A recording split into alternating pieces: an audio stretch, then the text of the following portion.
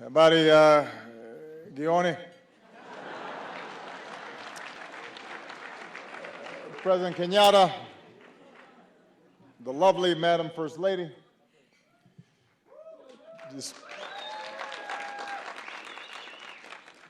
distinguished guests, ladies and gentlemen,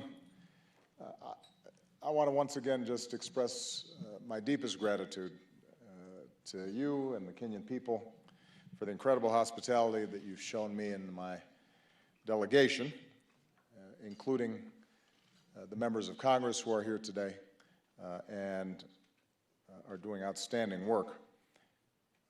You know, my visits here as a younger man, I could have never imagined the outpouring of friendship that I feel today.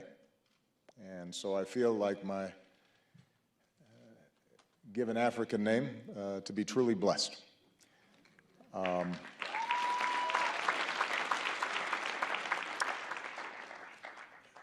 The presence of the members of Congress who are here today, I think it describes and expresses the deep support for a strong partnership with Africa and with Kenya. We were able to get the AGOA bill passed, and those of you who know American politics, there aren't too many things where Republicans and Democrats agree these days. But expanding trade and investment and deepening our relationship with Africa is something that garnered bipartisan support. And it's an indication of how the American people feel. Part of what makes this a special evening for me is the presence of my family members who are here. You know, my grandmother, Mama Sarah, who told me I had to come back to Kenya. When she says you should do something, generally you have to do it. I've told this story before. The first time that I visited Kogelo,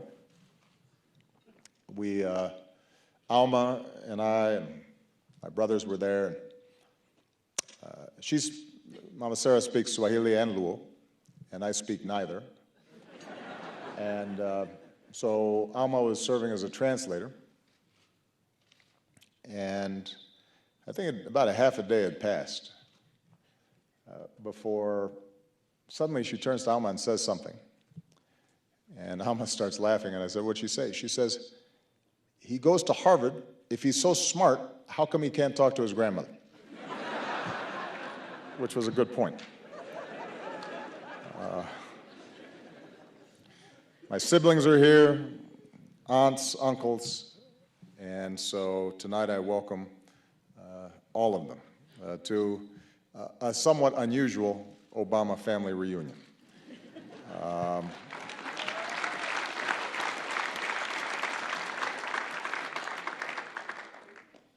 I suspect that some of my critics back home are suggesting that I'm back here to look for my birth certificate.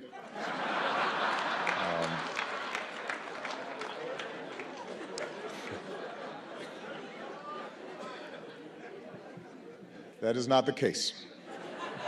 But what is true is that obviously there are emotions to a visit like this. Memories come rushing back. When I was in college and my father was here, I wrote him a letter telling him of my hope to visit. And he wrote me back and he said, "Dear son, even if it's only for a few days, the important thing is that you know your people." Now, he died in an accident before I was able to make that trip. But in fact, when I came, I did get to know the people of Kenya. And although, once again, I'm here only for a few days, I remain grateful for that relationship. I've seen the resolve and the determination to pull together under a new constitution as one people. I've seen your dynamism as you've built the largest economy in East Africa. I've seen the resilience, as in the recent reopening of the Westgate Mall, which shows that the spirit of the Kenyan people cannot be broken.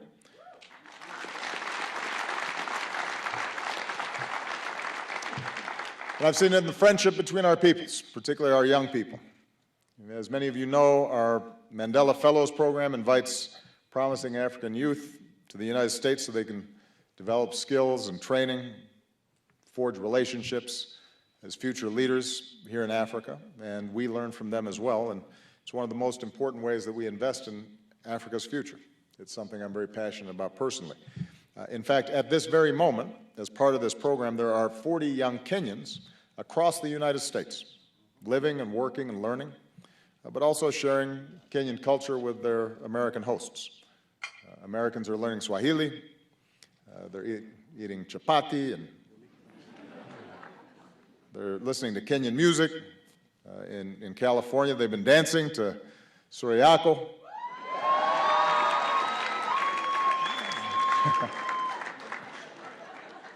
So here tonight and across the United States, Kenyans and Americans are coming together. We're understanding each other better. We're finding new ways to partner. And I believe that if we can build on what we've accomplished on this visit, then we can achieve even more in the years to come for our people, for our beautiful lands, for our freedom, for peace. I was reflecting on what President Kenyatta said about the past and history. And our fathers were people who lived at the same time and went through independence of this country at the same time, took different paths, obviously. My father was significantly younger. And it's true that it would have been hard for them to imagine how their sons might be sitting here today.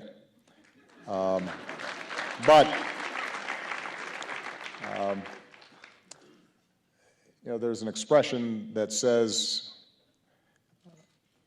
we plant a tree not because we will enjoy its shade, but because our children and grandchildren will. And so I'd like to propose a toast, not only to this generation of Kenyans and Africans, not only to future generations of Kenyans and Africans and Americans, but also to our forefathers and our foremothers who laid the groundwork, who planted the seed, so that we could enjoy a little bit of shade.